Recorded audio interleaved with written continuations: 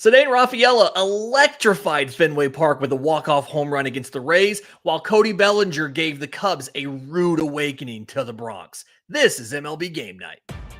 When that final out is made, you know it's time for Locked On MLB Game Night. All the post-game reactions to every game across the league, every single night, with insights only the hosts at Locked On can provide. Prepare to experience game day reactions like never before. Only on Locked On MLB Game Night. Your team every day. Yes, welcome on in to MLB Game Night, where we cover every single game, every single night, as only the Locked On Podcast Network can do it. I'm your host, Lindsay Crosby, host of the Braves Postcast over on Locked On Sports Atlanta. You can follow me on social media at Crosby Baseball. That is Steve Lenox, host of the Locked On Red Sox Postcast. You can follow him on the X at Lenox on baseball. And Steve, a lot of stuff to get to today. We saw some aces take some surprising losses. We saw the Dodgers, their losing streak keeps going. We saw the Mets get in the win column with a comeback against the Royals today. Before we get to that, though, today's episode is brought to you by our friends at Game Time. Download the Game Time app, create an account, use code LOCKEDONMLB for $20 off your first purchase. I want to start with your Boston Red Sox, Steve, because you guys win this game 5-4 over the Rays in Fenway. And I went back and watched that last at-bat. Ceddane Rafaela gets a 2-run homer off of Pete Fairbanks. The combination of these new City Connect, the Fenway Green City Connects, the call, the aura from Ceddane Rafaela, that was fantastic. What was it like? Was that something that they were building to that all game, or was it something where that kind of came out of nowhere? I think it was building, Lindsay, in many ways, because they had an ugly third inning, an error with 2 outs that ended up scoring 3 runs in the inning, all with 2 outs. There was an error in 2 pass balls by Carlos Narvaez. After Alcala gave up 3 unearned runs in his outing, remember, Hunter Dobbins left in the second with right knee injury as he was taking the throw from Toro and got the out against the speedster Chandler, but he was taken out of the game. Yeah. Once Alcala was out of there, and he should have been out of that inning. He gave up a walk, error, 2 pass balls, like I said. But the bullpen was outstanding. They got to within a run, and then in that 9th inning, Pete Fairbanks, 1-out walk to Roman Anthony, was up there as a pinch hitter. And then Ceddane Rafaela, as you said, 2-run home run. So once Anthony walked and he was the tying run on base, you just kind of got a feeling for it. And I did something I've never done before. The recap and the big moment of the game is the bottom of the 9th inning home run. We went a long time on our Locked On Red Sox postcast, and it was just comments.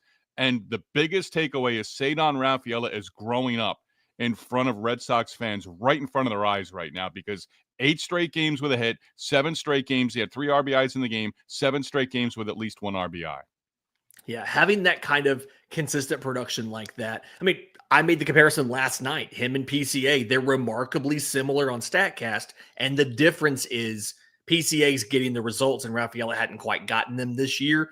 Feels like, just like it clicked for PCA, it might have taken a little bit longer, but it might be starting to click for Rafaela. Just kind of, you mentioned Simpson getting the out there. He did get a double later. I find it interesting now. His hit streak is 15 games. That is the longest hit streak for a rookie in Rays history. It feels like Evan Longoria would have been good for something like 15 games, but he never did it. Right. Yeah. And I was trying to think of some other guys and names just didn't pop into my head, but Evan Longoria is at the top of that list. Yeah. He hits the ball on the ground. He makes hard contact. He hit that double you referenced off the green monster. There's a lot to like about him, and he can go get it in center field as well. So very interesting player for them. And he's not just a guy who comes in to pinch run. He's coming in, he's starting games and he can make an impact. Marcelo Meyer made a nice play on him. Meyer in back-to-back plays to his left with Alex Bregman back in the lineup. Meyer, the rookie at second base, to his left, diving from the hole on the right side of the infield, threw the guy out. And then Chandler hit one of those little choppers over the mound that Meyer came in on I think it was the very next pitch, and got him at first. But that guy busted out of the box, understanding that his speed is what has him in the big leagues.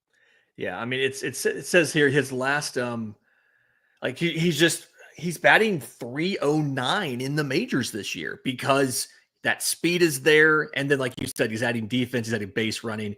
It's a fantastic package. 26 stolen bases in the majors, just absolutely nuts. From a guy who stole a bunch of bases to a guy who hit a bunch of home runs. The Cubs took down the Yankees took down the Cubs 11-0. And it was old friend Cody Bellinger who had a big role. Here's our buddy Sam from Locked On Cubs with exactly what Bellinger did to get player of the game for New York. Cody Bellinger, not one, not two, but 3 home runs against the Cubs Friday night in New York. It was almost 4 if it wasn't for Kyle Tucker robbing him as the Yankees dominate the Cubs at Yankee Stadium. I'm Sam Wilbur from the Locked On Cubs podcast, and from a Yankee perspective, there's a lot to talk about with Bellinger, Judge robbing the home run, but from the Cubs side, here's where I want to zoom in. The last 18 left-handed starters the Cubs have faced, they have been shut out 6 times. They have scored 1 run 7 times. They have scored 2 runs 3 times, and they have scored 3 runs just twice out of 18. This is a serious problem. And a lot of people were wondering why I was so frustrated the other night in Minnesota when the Cubs lost back-to-back games scoring 3 runs combined. And this is the reason, because the Cubs faced 2 righties. 2 righties that they should have been able to get to. You got to take advantage of that because you know about the lefty struggles, and you know when you look ahead that Rodon was coming on Friday night to face, and now you got to face Fried on Saturday. So that's why I was so upset. I knew the Cubs kind of wasted an opportunity. It was going to really be an uphill battle this weekend, and they're going to have to try and fix it against one of the best left-handers in the game on Saturday, Max Fried. Tough night for the Cubs. Their lead cut down to 1 game.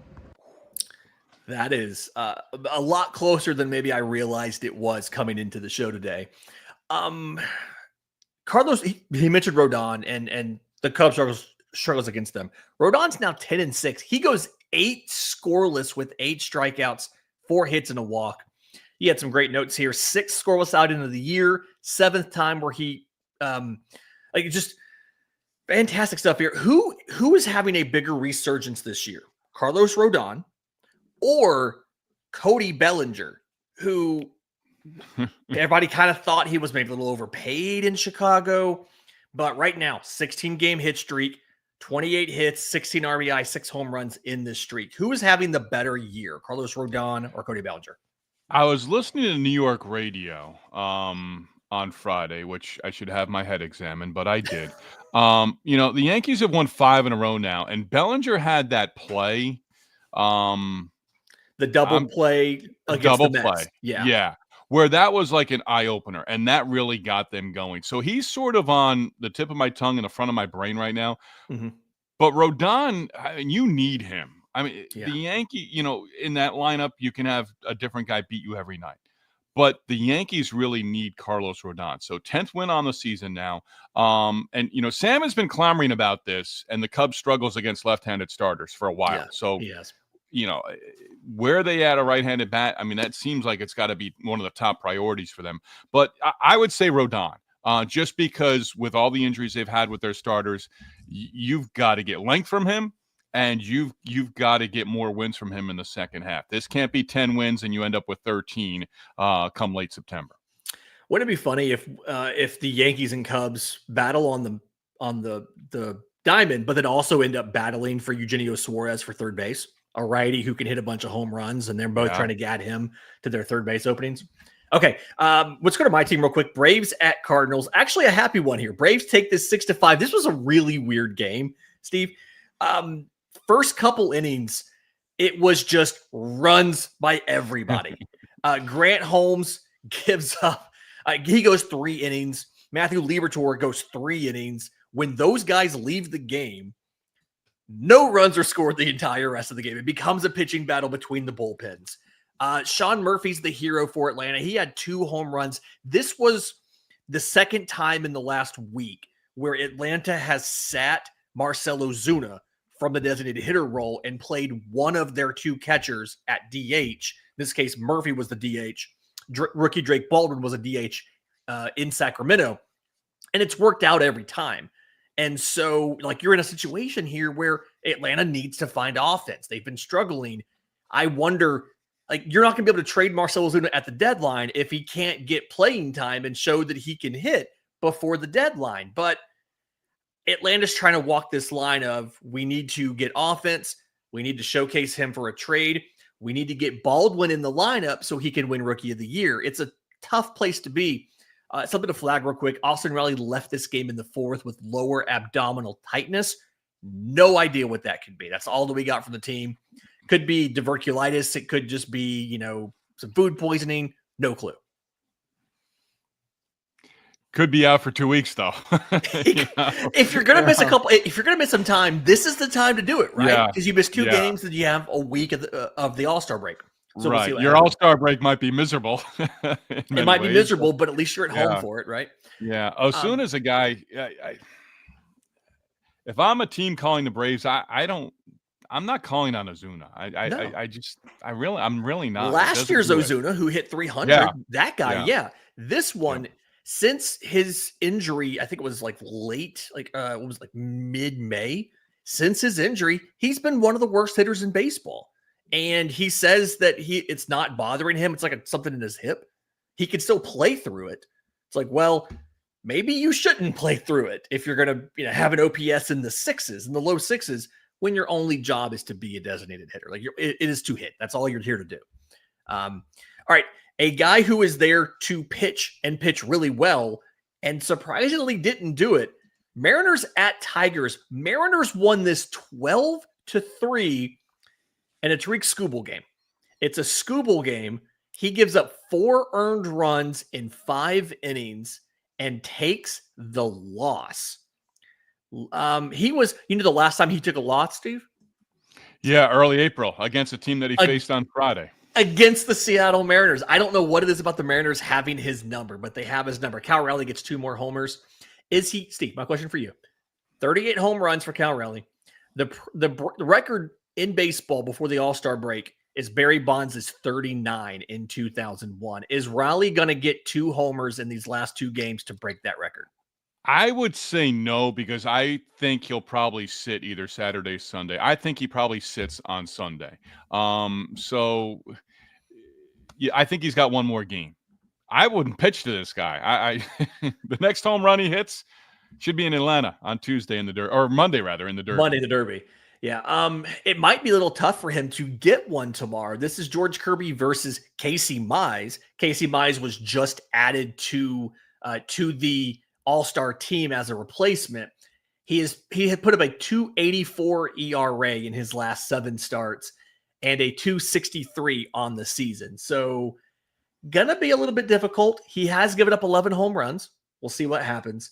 I do think if I'm Seattle, I think I try to get him the record. I think I offered to DH him in both games, so it's not too much work for him, just to try to get him the record, unless he says, no, let me sit on Sunday so I can be fresh for Monday's Derby. But if I'm Seattle, I kind of want to get him this record. I think it'd be a fun little cap for them to have. I mean, he had a solo. That'll be 3 or 4, right? That'll be 3 or 4. Most home runs by a catcher, I believe it is, before the All-Star break. He already has the American League record. So, yeah, this would be the cherry on top of the Sunday before the All-Star break. Switch hitter record. He has the switch hitter record. Yes, that's right. That was the one. So this would be the MLB one. Might as well just catch them all. It's like Pokemon, just catch them all. But yeah, he had a grand slam in the 9th. They put up 7 runs in the 9th, and then he had a solo homer in the 8th. So yeah, Skubal had a 1.62 ERA in his 16 starts since that last loss. Let me ask you real quick. Yeah. Real quick for you. 38 home runs. Over, under 55.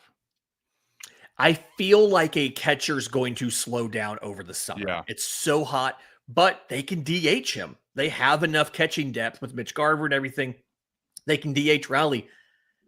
Give me the over. If you already have 38, you need 17. You need half of that in the back half of the schedule. Give me the over. It feels like, barring an injury, 17 shouldn't be hard to do. Okay. Right? Is that where you are? I'm going to write it down. I kind of like the number. 17 more. I feel like he's going to slow down. And I think he's going to be pitched differently after the All-Star. They're just going to stop throwing to him. I mean, there is a lot of questions about other power production in that lineup. You could just pitch around him and still probably beat the Seattle Mariners. So, and I didn't want to go down. I started this, but I'll also throw another factor in there. Be out of the home run derby in the first round. I don't want to see him in the finals. He doesn't need to swing 120 times on Monday. Because I think that also could absolutely have an effect after the All-Star break. We'll see. It's speaking of the All-Star game, Ronald Acuna Jr. is officially out of the home run derby. He is still doing the All-Star game, but Ronald's being replaced by teammate Matt Olson. So if you're in the chop house, watch out. All right, last game of this first segment here. Another ace. Pirates at Twins. Twins win this one 2-1. Skeens gives up 2 earned runs in 5 innings and takes the loss. Joe Ryan gets the best of him, 1 earned run in 5 innings. The Pirates have lost 7 games. They are 19 games below 500. This is their second 7-game losing streak of the year. At what point do we relegate the Pittsburgh Pirates? Yeah, soon. And Livy Dunn should, they're still dating, right? Livy Dunn should be on social media as the influencer saying, get Paul out of Pittsburgh at this point in time. It's not good for baseball. He's not getting traded. But the numbers just dictate right now. Throw the record out. Okay. 2.01 ERA. But you've lost 8 times when he's gotten a decision. He's lost 8 times this year. Larnach touched him up for the home run. And I was wondering during this one, is Joe Ryan making one of his final starts as a member of the Twins? Because his name all of a sudden the last couple of days has really been out there in the rumor mill. 2.72 ERA. I mean, he, 2 walks, 5 strikeouts today. He's been doing really well. Twins ended up using 5 relievers to get out of that one there.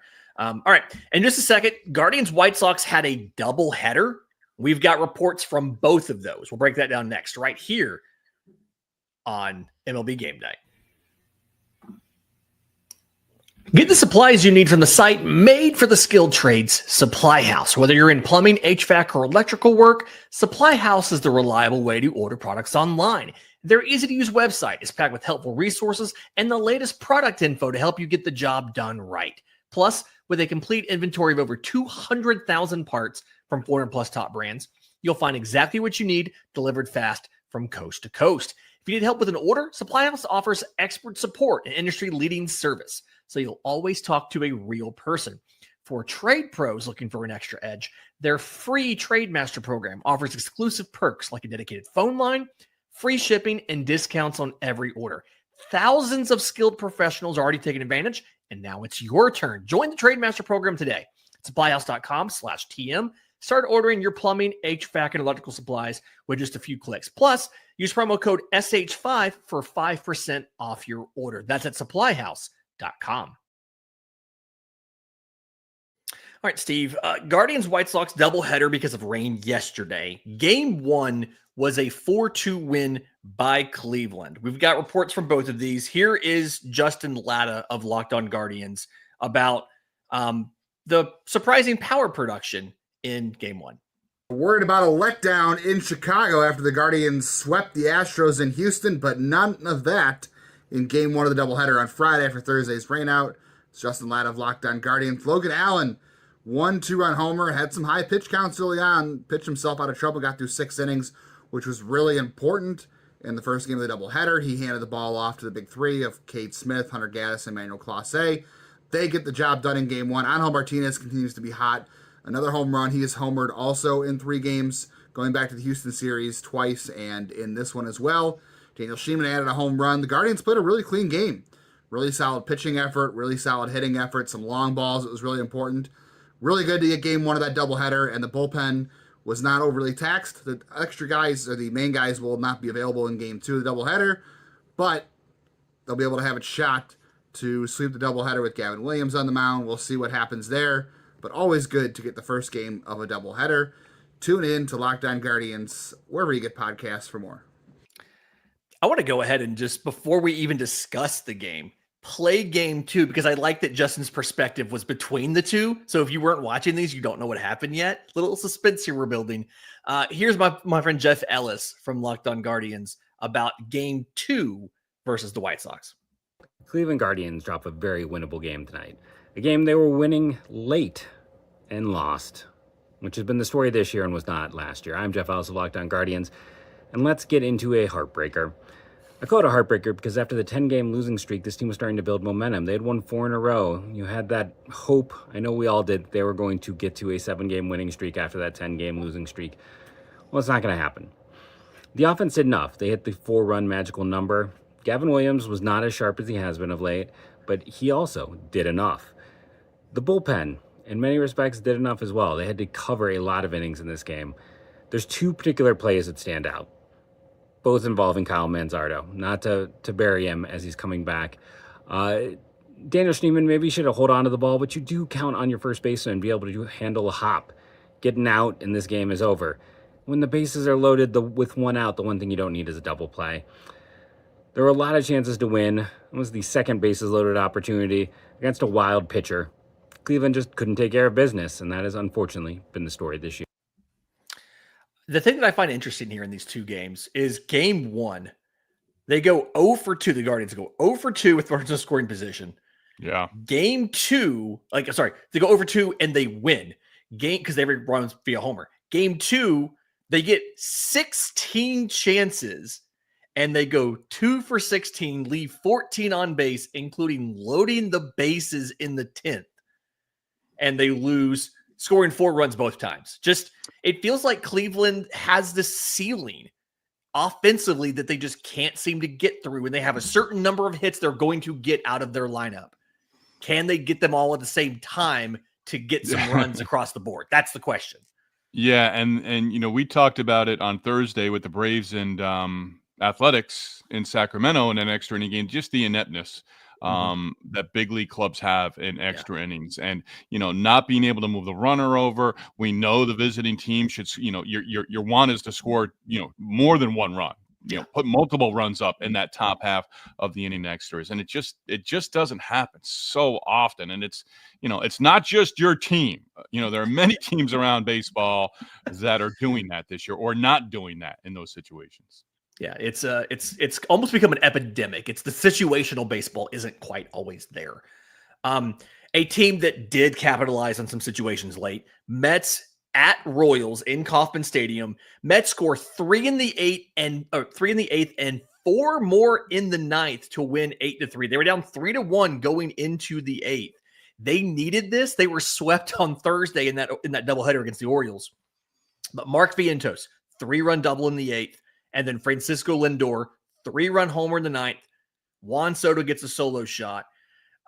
Flip side of this, Royals 0 for 8 with runners in scoring position. Yes, Bobby Witt hit a 2-run homer, but they couldn't do anything against either a returning Kodai Senga, who got no runs in 4 innings, or against the Mets bullpen, who has been a little bit suspect of late. And Kansas City just continues to not have enough offense to get it done.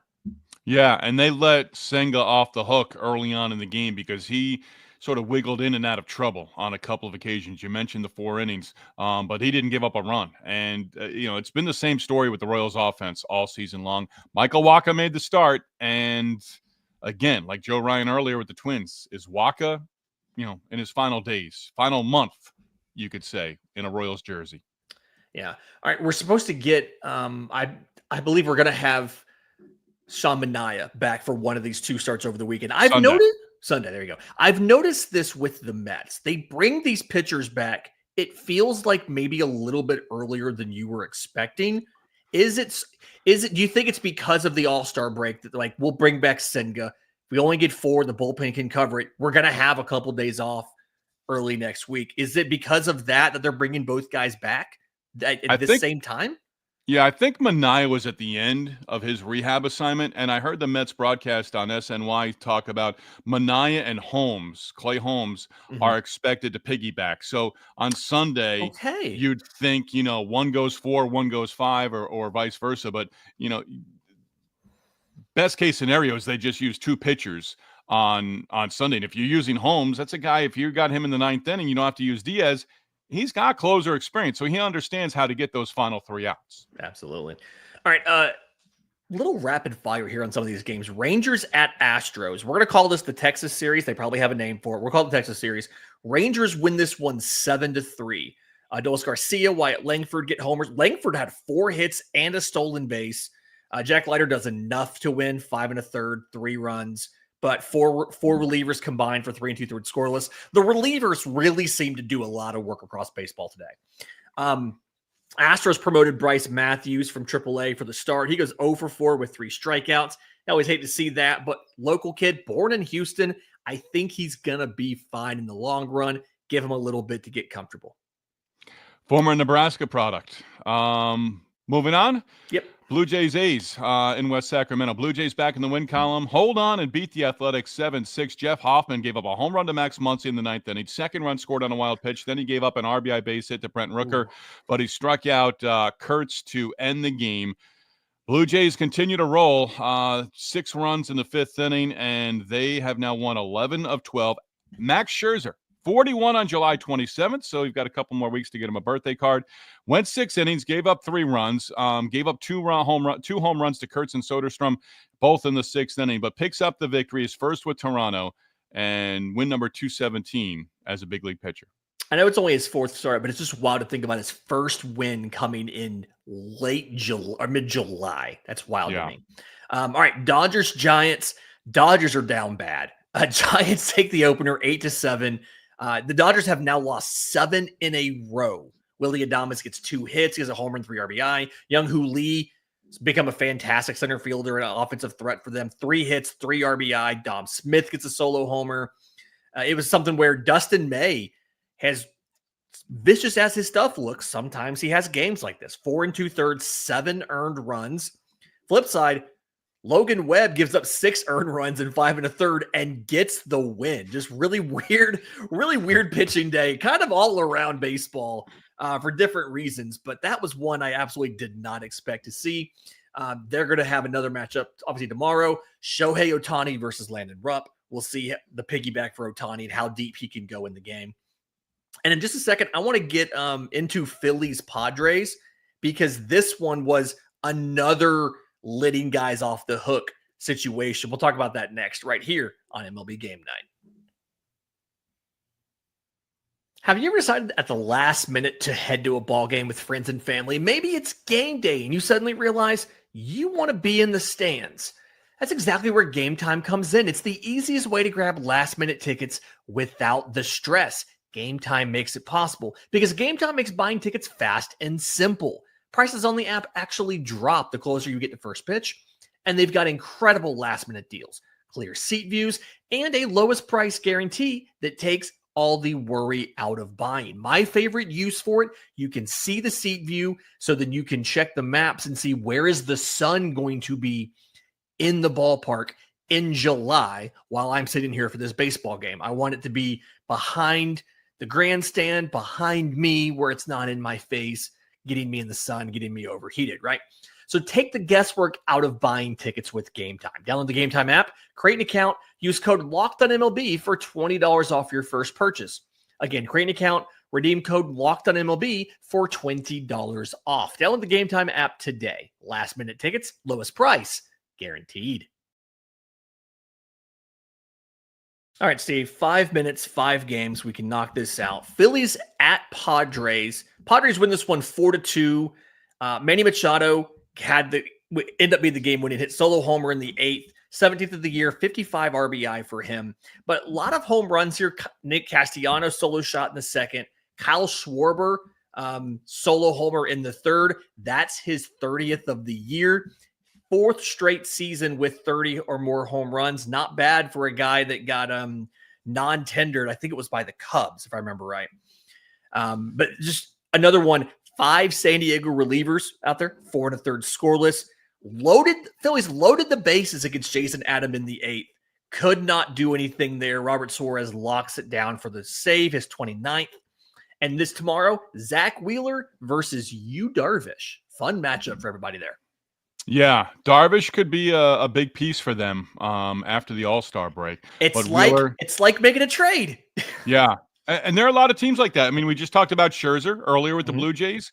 4th start back. Bregman's back now with the Red Sox. It's you're adding, but you're adding from your own injured list, not the trade route. Yep. All right, Rockies Reds, I think would be you.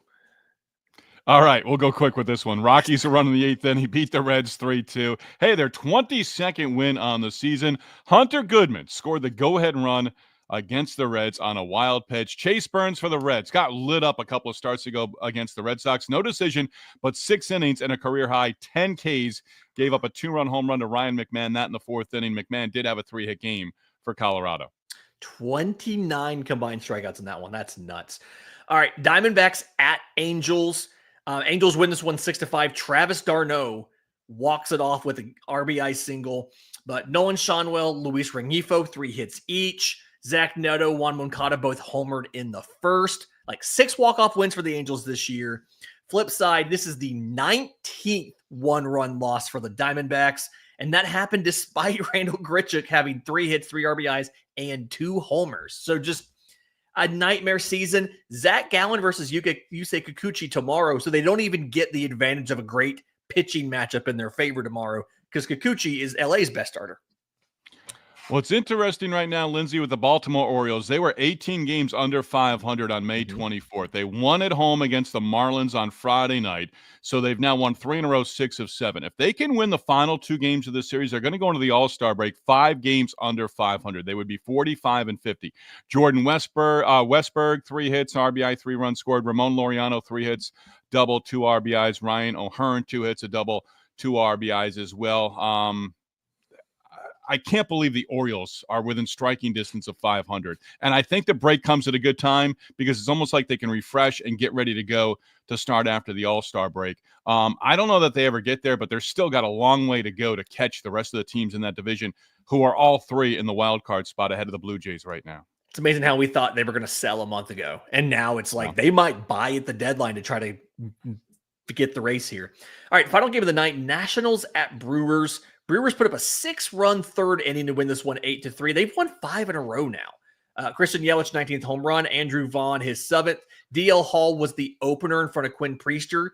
Gives them 3 innings. It was 1 run, 2 strikeouts. Quinn Priester goes 6. Doesn't get a quality start because he didn't start the game.